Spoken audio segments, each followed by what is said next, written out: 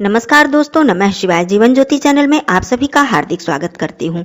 प्रथमम शैलपुत्री च, द्वितीयम ब्रह्मचारिणी, तृतीयम चंद्रघंटेति, कूष्मांडेति, चतुर्थकम पंचमम स्कंदमातेति, षष्ठम कात्यायनीति च, सप्तमम कालरात्रिति, महागौरी चाष्टकम। जय माता दी। दोस्तों, आज की वीडियो होगी नवरात्रि कलश स्थापना विधि के विषय में। संपूर्ण कलश स्थापना, पूरी चौकी की स्थापना आप लोग नवरात्रि में कैसे करें, क्योंकि नवरात्रि के प्रथम दिन हम कलश की स्थापना करते हैं और कलश स्थापना और कलश विसर्जन अंतिम में, ये दोनों कार्य बहुत ही महत्वपूर्ण होते हैं। यदि ये दोनों कार्य अच्छी तरह से विधि विधान से कर लिए जाएं तो हमारे व्रत, हमारी जो पूजा है वो संपूर्ण मानी जाती है। तो आज की वीडियो में मैं संपूर्ण चौकी स्थापना अर्थात कलश स्थापना की विधि बताऊंगी कि चौकी पर आपको कलश के साथ साथ कौन कौन सी चीजें स्थापित करनी है, किन किन देवी देवताओं को स्थापित करना है और किस प्रकार से आपको पूजन अर्चन करना है। तो आइए देरी न करते हुए वीडियो को शुरू करती हूँ। चैनल पे पहली बार है तो चैनल को आप लोग सब्सक्राइब कर लीजिएगा। वीडियो पसंद आता है तो एक लाइक जरूर कीजिएगा। कमेंट बॉक्स में माता रानी का जयकारा जरूर लगाइएगा। दोस्तों, सबसे पहले मैं बता दूं कि चैत्र नवरात्रि 2024 में 9 अप्रैल से प्रारंभ हो रही है। माता रानी इस बार घोड़े पर सवार होकर आएंगी। उनका सवारी जो होगा वो घोड़ा है और चैत्र नवरात्रि प्रतिपदा के दिन हम लोग कलश की स्थापना करते हैं, अपने व्रत और पूजा पाठ की शुरुआत करते हैं। साथ ही मैं बता दूं कि कलश स्थापना का जो शुभ मुहूर्त है वो क्या है। 9 अप्रैल को सुबह 6:11 से 10:23 तक बहुत ही उत्तम और शुभ मुहूर्त है। अगला मुहूर्त है, यदि मान लीजिए इस समय के बीच में आप नहीं कर पा रही हैं या नहीं कर पा रहे हैं तो दूसरा मुहूर्त है दोपहर में 11:57 से और कहीं कहीं 12:03 से भी बताया जा रहा है, लेकिन बहुत ज्यादा फर्क नहीं है दोनों समय में।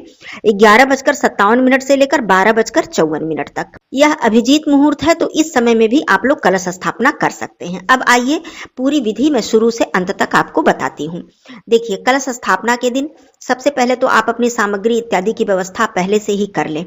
एक आप चौकी लें, चौकी छोटी हो बड़ी हो जैसी भी आपके पास व्यवस्था हो, आप मीडियम साइज की ले लें, जिससे कि आप सभी कुछ उस पर स्थापित कर सकें, अच्छे से पूजा पाठ कर सकें। कोई भी सामग्री अर्पित करने के लिए आपको जगह की कमी ना पड़े। जगह का चुनाव कर लें अपने घर के मंदिर के पास या फिर घर के ईशान कोण में, जहां पर आपका मुख पूर्व दिशा में हो, ऐसी व्यवस्था कर ले तो बहुत उत्तम है। ये बात हो गई।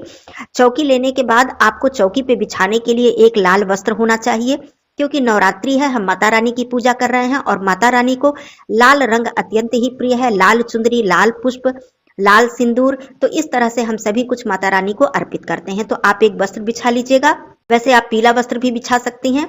बिछाने के बाद अब हम एक एक करके चौकी की स्थापना करेंगे कि कलश स्थापना हमको कैसे करनी है, बाकी चीजें कैसे करनी है। तो देखिए, कलश आप ले लीजिए, चाहे धातु का, पीतल का, तांबे का, स्टील का मत लीजिएगा, ये ध्यान रखिए। मिट्टी का कलश लेते हैं, ये सबसे उत्तम है। नया मिट्टी का कलश ले लीजिए। चैत्र मास है, गर्मी शुरू हो रही है, मिट्टी का कलश रखना बहुत ही शुभ होता है। आप ले लीजिएगा। अब सबसे पहले कलश यदि आप मिट्टी का ली हैं तो उसे एक दिन पहले धोकर, अच्छी तरह से धोकर उसमें पानी भर के रख दीजिएगा, जिससे कि जब आप कलश की स्थापना करें उसमें जल रखें तो आपका जल सूखे नहीं। तो स्वच्छ पानी आप भर कर रख देंगे। उसके बाद उसको गिराकर अब आप उसको पूजा में प्रयोग में लाइए। अब सबसे पहले आप कलश में गंगा जल डालेंगे। देखिए, जल डालने के बाद गंगा जल नहीं डालना चाहिए, पहले गंगा जल, उसके बाद उसमें आप स्वच्छ जल डाल देंगी। जल डालने के बाद आपको कलश में क्या क्या डालना होता है। कलश में आप पुष्प, हल्दी, गांठ वाली हल्दी, सुपारी, सिक्का, लौंग, इलायची, थोड़ा सा अक्षत भी लोग डालते हैं। ये सारी चीजें आप उस कलश के जल में डाल दीजिए। पंच पल्लव की व्यवस्था कर लीजिए। आम के 5 पत्ते हों उसकी व्यवस्था कर लीजिए। पंच पल्लव लगा दीजिए। उसके बाद आपको नारियल स्थापित करना है। अब नारियल स्थापित करते समय सबसे जो बड़ा सवाल आता है कि नारियल का मुख किस तरफ करें। आप सभी लोगों ने देखा है कि नारियल में मुख होता है, 2 आंखें और एक मुख, इस तरह से 3 निशान गोल गोल होते हैं, वो नारियल का मुख होता है। नारियल को श्रीफल कहा गया है, माता लक्ष्मी जी का स्वरूप कहा गया है और पूजा पाठ में नारियल को स्थापित करना बहुत ही शुभ माना जाता है। लेकिन इसका मुख किस तरफ होना चाहिए, ये बहुत बड़ा सवाल आता है। देखिए, वैसे तो शास्त्र में यह वर्णित है कि जो नारियल का मुख होता है वो पूजा करने वाले व्यक्ति की तरफ होना चाहिए, न नीचे, न ऊपर, न मतलब उल्टे तरफ, जैसे भगवान की जिस तरफ प्रतिमा है न उस तरफ, किसी तरफ नहीं होना चाहिए। जो व्यक्ति जहां पर बैठ के आप पूजा कर रही हैं आपकी तरफ मुख होना चाहिए। लेकिन अधिकतर लोग नारियल का मुख ऊपर करके रखते हैं, ऐसा भी मैंने देखा है, लेकिन उचित यही है कि आप नारियल के मुख को अपनी तरफ करके रखें। अब नारियल को रखने से पहले आपको नारियल में लाल वस्त्र या फिर मौली लपेटना बहुत ही आवश्यक है। ऐसे ही आप खाली नारियल मत रखें। नारियल के नीचे आपको क्या रखना है, जैसे आपने पंचपल्लव तो रखा ही है, आप एक पात्र में मिट्टी या किसी भी पात्र में आप अनाज जैसे कि चावल रखकर उस पर आप नारियल रखें तो ये बहुत ही शुभ होता है। ये हो गया, आपका नारियल स्थापित हो गया। कलश की स्थापना जब आप करेंगी तो कलश के नीचे आपको आसन देना है। आसन देने के लिए आप चावल की ढेरी आप रख सकती हैं, अष्टदल कमल बना सकती हैं, कुछ आप रंगोली बना सकती हैं, मतलब आसन आपको देना है। आसन रख के कलश आपने रख दिया, कलश की सामग्री मैंने बता दी और नारियल के विषय में बता दिया। ये संपूर्ण कलश आपका स्थापित हो गया। अब आप कलश में मौली बांध दीजिए और स्वास्तिक बना दीजिए, यह भी आप कार्य कर लीजिए। ये हो गया कलश की स्थापना। अब आपको चौकी पर और क्या करना है, अब आपको चौकी पर गौरी गणेश जी की स्थापना करनी है। गौरी गणेश जी की स्थापना कैसे करनी है, गौरी माता जो बनाई जाती हैं, चाहे तो आप हल्दी से बना लीजिए या फिर आप गाय के गोबर से गौरी माता की स्थापना कर लीजिए। गणेश भगवान जी को सुपारी से उसमें मौली लपेटकर आप सुपारी से गणेश भगवान जी की स्थापना कर लीजिए। या फिर आप चाहें तो उनकी प्रतिमा है, चित्र है, फोटो है, तो आप गौरी जी और गणेश जी की प्रतिमा चित्र भी अपने चौकी पर स्थापित कर सकती हैं। दोनों ही तरीके हैं, लेकिन आप आसन जरूर दीजिएगा। जैसे कि मैंने सुपारी और गोबर से बताया, तो आप पान के पत्ते पर थोड़ा सा अक्षत या चावल रखकर आप गौरी गणेश जी को स्थापित कीजिएगा। आसन देना बहुत ही जरूरी होता है। ये बात हो गई। अब मैं बात करती हूँ नवग्रह देवता। जैसे कि नवग्रह का पूजन हम लोग करते हैं जब भी कलश की स्थापना करते हैं किसी भी पूजा पाठ में, तो आप चाहें चौकी पे आपके पास जगह है तो आप छोटी छोटी चावल की ढेरियों से 9 स्थान पर आप ढेरी लगा लें और उन्हें नवग्रह समझ लीजिए कि नवग्रह की स्थापना हो गई। लेकिन आवश्यक भी नहीं है कि आप नवग्रह की इस तरह से स्थापना करें। जब आप पूजा शुरू करेंगी तो आप नवग्रह की जो स्तुति है, श्लोक है, ओम ब्रह्मा मुरारी त्रिपुरांतकारी भानु शशि भूमि सुतो बुधश्च गुरुश्च शुक्रः शनि राहु केतवे सर्वे ग्रहा शांति करा भवन्तु, इस तरह से आप प्रतिदिन ये श्लोक बोलकर उनकी स्तुति कर लेंगी तो आपके नवग्रह का पूजन हो जाएगा। अलग से आपको स्थापना करने की आवश्यकता नहीं है। वैसे आपकी इच्छा है आप कर सकती हैं। ये हो गया।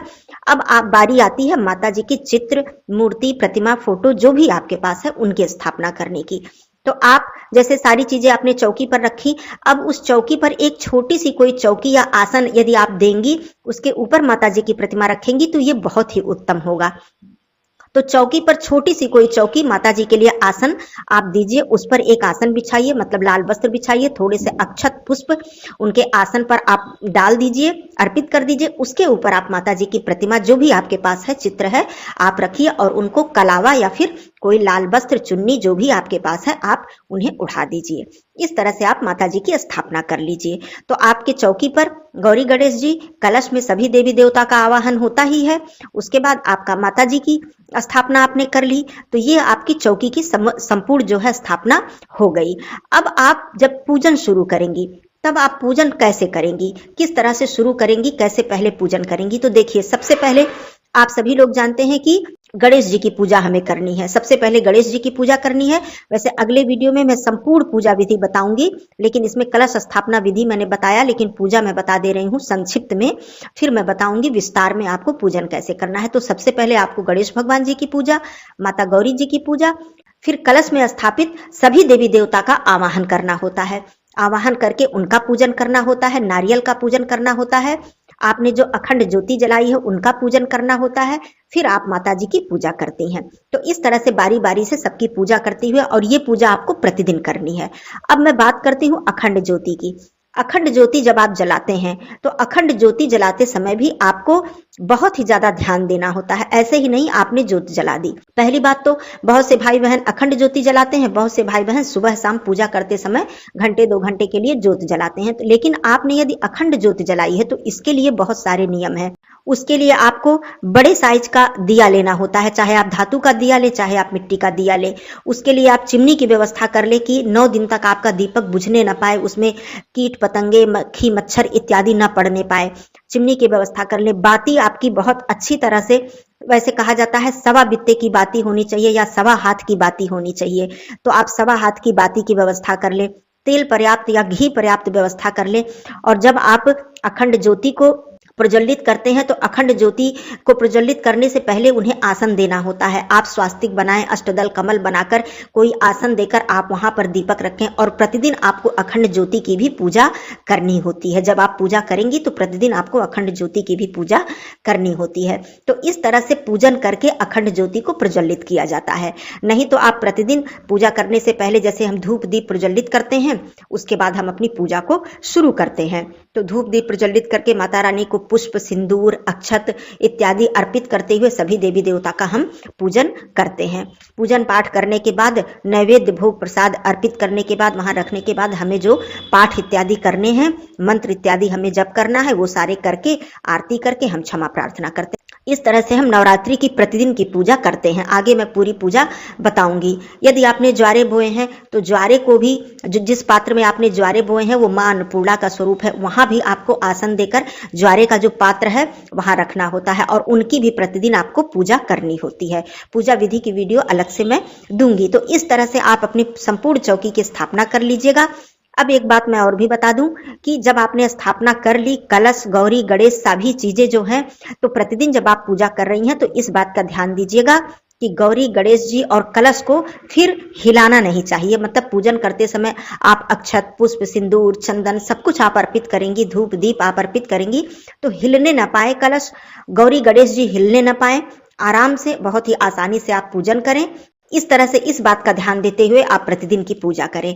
आगे वीडियो में पूजा विधि, दुर्गा सप्तशती की पाठ विधि सब कुछ आएगी। आप लोग एक एक करके देखते रहिएगा, मेरे चैनल से जुड़े रहिएगा। वीडियो पसंद आता है तो इसे लाइक कीजिएगा। कुछ बातें आपको जो नहीं अच्छी लगती हैं, मेरा वीडियो नहीं अच्छा लगता है तो जरूर बताइएगा कि आपको क्या इसमें अच्छा नहीं लगा, इसमें क्या सुधार करने की आवश्यकता है। मुझे बहुत अच्छा लगेगा यदि आप ऐसे बताएंगे। फिर मिलती हूँ अगले वीडियो में। कोई प्रश्न हो जरूर पूछिएगा। तब तक के लिए धन्यवाद। नमः शिवाय। हर हर महादेव। जय माता दी।